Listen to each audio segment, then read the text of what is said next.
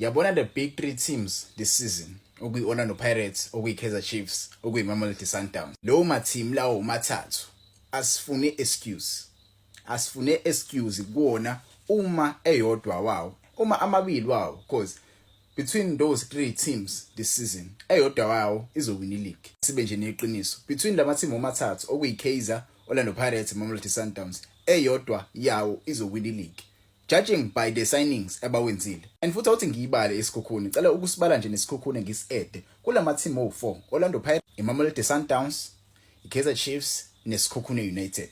Eyodwa yalo uma club iyona ezowina ileague. The reason why ngisibala isikhukhune uma usubheke nama signings wabo abawenzile, they made a lot of signings this season. Not just any signings, quality signings on top of isquad lesabanaso vele. You saw them playing last season, ibhola bedlala ibhola elihle kanjani. You saw them last season, they were playing ibhola elihle kakhulu. Signing abadlali abanjengo Miguel Team abazofika lapha bayoqinisa isisu sabo lesesixegayo.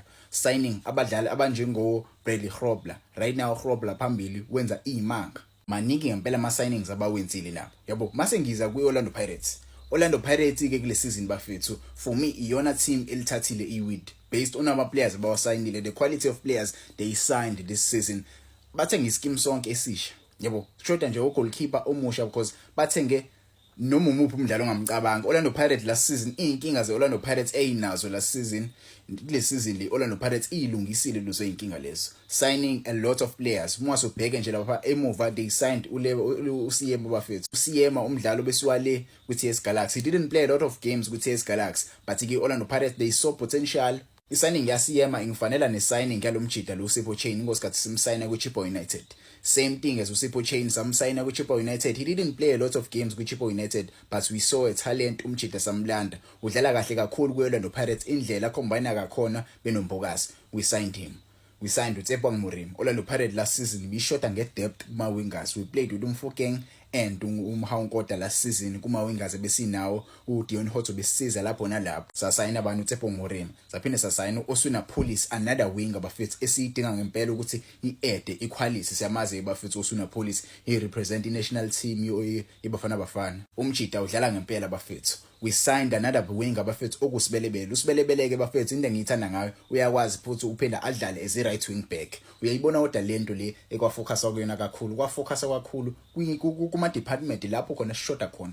Uyakwazi ukudlala as a right wing back because uyakwazi ukuthi a drop ayemuva ayo defend. Lapha ku right wing back sinabadlali abaningi abalimala kakhulu. Yabo, kwasayina another player odlala esiswini uMasindi Nemtajela. Yabo, Nemtajela bafethu he's very skillful umjidi, uyakwazi ukudlala ibhola elimnandi esiswini. Yabo, some-add lapha because nala season sebana ama problems with ama injuries. We saw Talent Mbata not playing against the Mamelodi Sundowns last season, say Shawn 4-1. We needed a player ozokwazi ukuvala isikhala sakhe la because umjida wayengekho. Yabo, so besidinga i-depth nasesiswini. Kwathi phambili we signed another striker okuMbuthuma, uYanela Mbuthuma futhi bafethu one of the youngest strikers ezidlala kahle ku-Virtual Premiership esuka le ku-Richards Bay sasigna sajoin Orlando Pirates. The likes of Sipho Mbule as that flair kule number 10 position Orlando Pirates. You can name many more. There are many players Orlando Pirates basayina, abondaba, abomashilwane. Yabo, kungapheli usuku ngibabala. Yabo, so Orlando Pirates uma ingayiwini i-league kule season, ayikho i-excuse engafika nayo.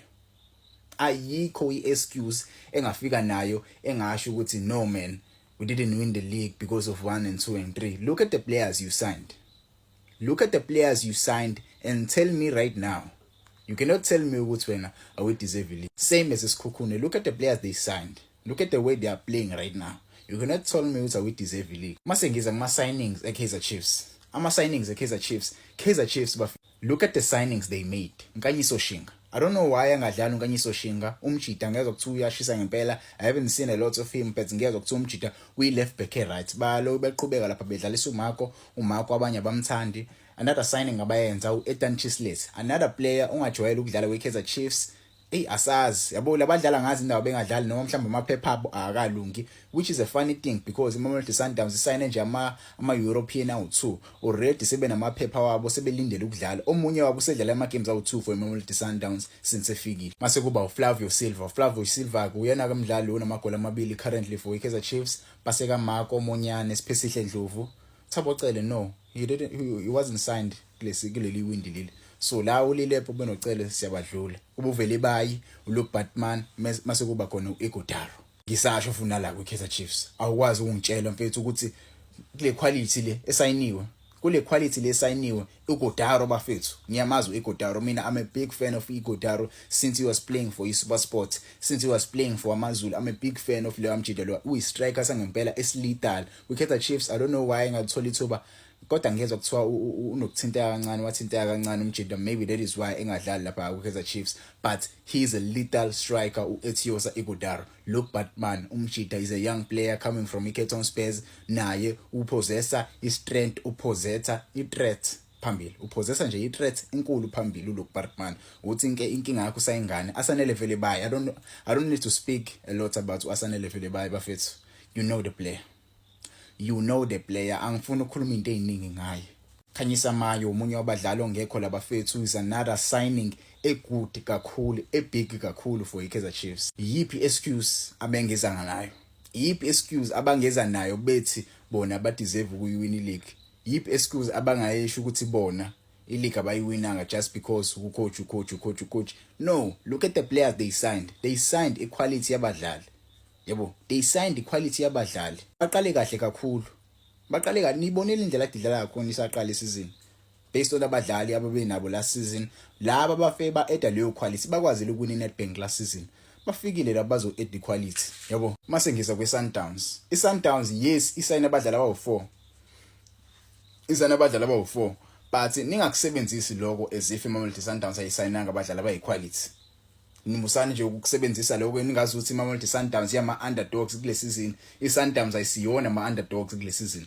last season yawina ileague kuBetway Premiership obviously ibekwe as ama contenders eleague ibekwe as a team ezoyiwina ileague sikubuye nje eceleni ningabuki Orlando Pirates as a team ezoyiwina ileague based on ama signings abawenzile look at the signings abawenzile uma suyangitshela ukuthi mina akusiyona yini team le efuna ukuwina ileague look at Fawaz Basadin I don't know why he's not given game time kwiMamelodi Sundowns but look at Fawaz Basadin he's one of the best left backs in South Africa ebenawo last season Mamelodi Sundowns made a decision to buy Fawaz Basadin early they bought Fawaz Basadin they have Fawaz Basadin based on the squad abenaso last season bedlala kwiClub World Cup they were representing South Africa kwiClub World Cup competing against big clubs le eAmerica yabo they bought Fawaz Basadin ezo-eda phezu kwaleyo quality ekhona they were playing kwiCAF final last season do you know how much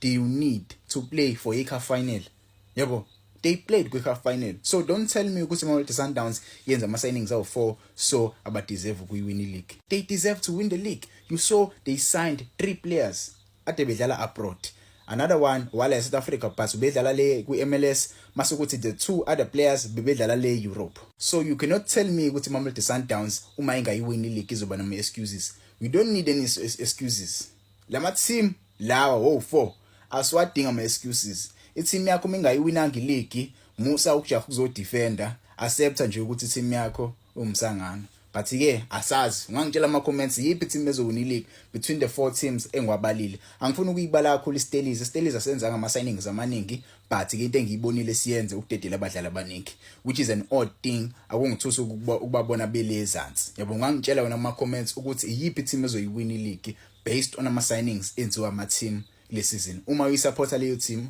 awungitshela ukuthi usupporta yipi team uma